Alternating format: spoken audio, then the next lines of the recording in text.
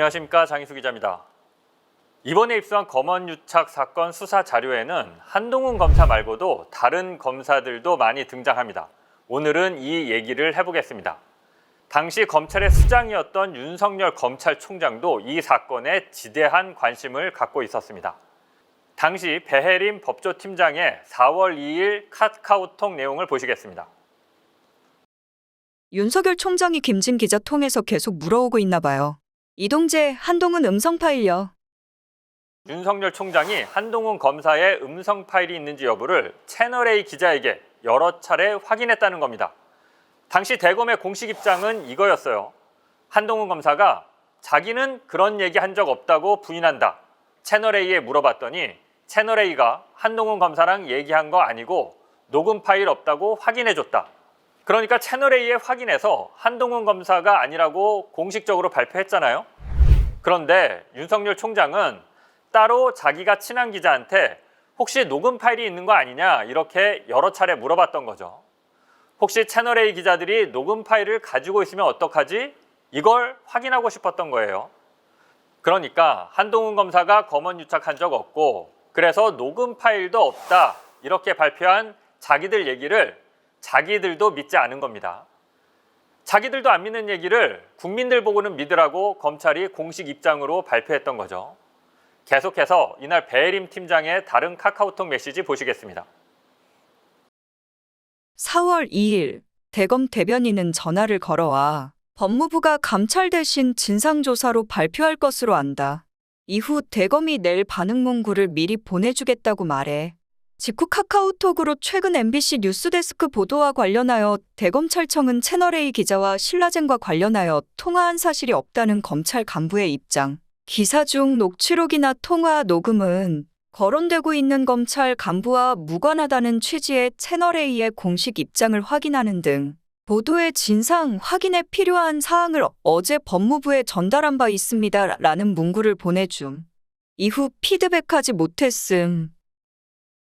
당시 권순정 대검 대변인이 대검찰청 입장을 밝히기 전에 미리 그 문구를 채널A에 보내서 검토하게 한 겁니다. 당시 검찰 수뇌부들은 단체로 채널A에 약점 잡혔었나요? 왜 죄다 채널A에 보고를 하죠? 검사가 채널A 정보원들인가요? 내용을 좀 설명해 드리겠습니다. 지난번 방송에서 한동훈 검사가 배혜림 팀장한테 10여 차례 이상 전화해서 녹음 파일 없다고 내가 아니라고 발표해달라 이렇게 요청했다는 내용 기억하시죠? 채널A가 공식적으로는 한동훈이 아니다 이렇게 발표하지 않고 있었던 상황에서 지금 대검이 대신 그렇게 발표를 하겠다는 겁니다. 우리가 채널A에 확인해 봤더니 채널A는 한동훈이 아니라고 한다 이렇게 말이죠.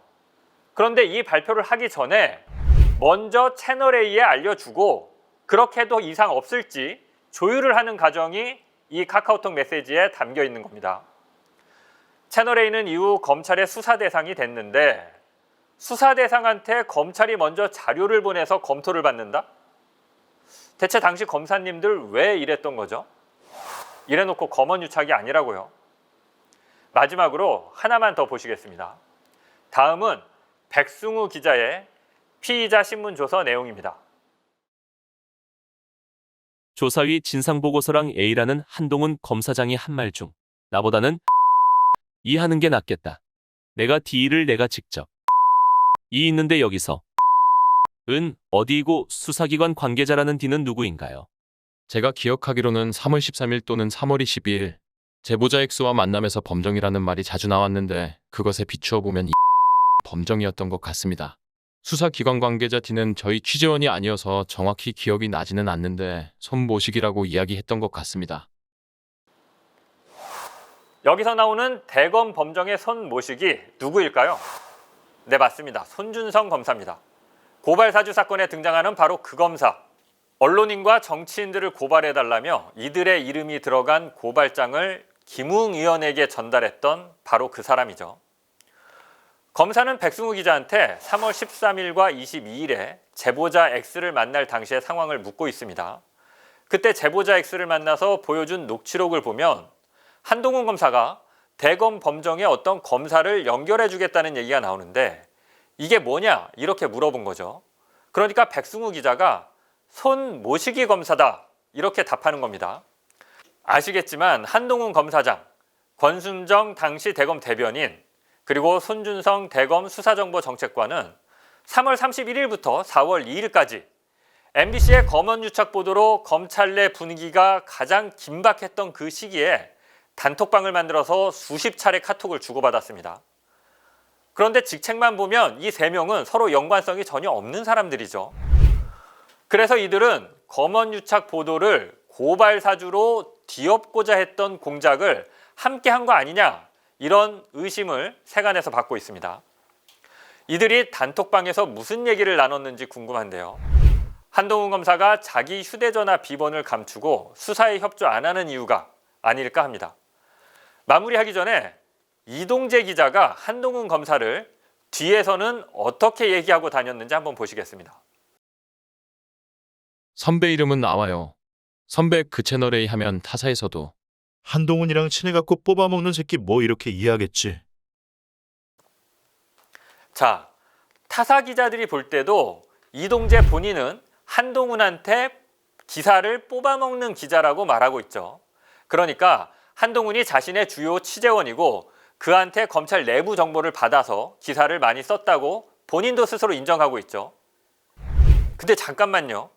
이 녹음 파일은 이동재 기자와 백승우 기자가 2월 6일에 둘이 함께 이철 대표의 양주 자택을 취재한다면서 그곳으로 이동하면서 나눈 대화 내용인데요.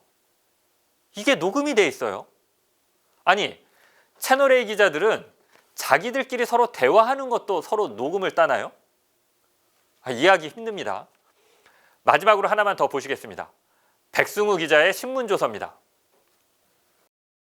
이동재는 이 통화에서 취재원을 로 지칭했다는데 은 무슨 말인가요? 본건 취재 이전부터 한동훈 검사장을 이동재가 불렀던 별명인데 응? 입니다. 네, 맞습니다.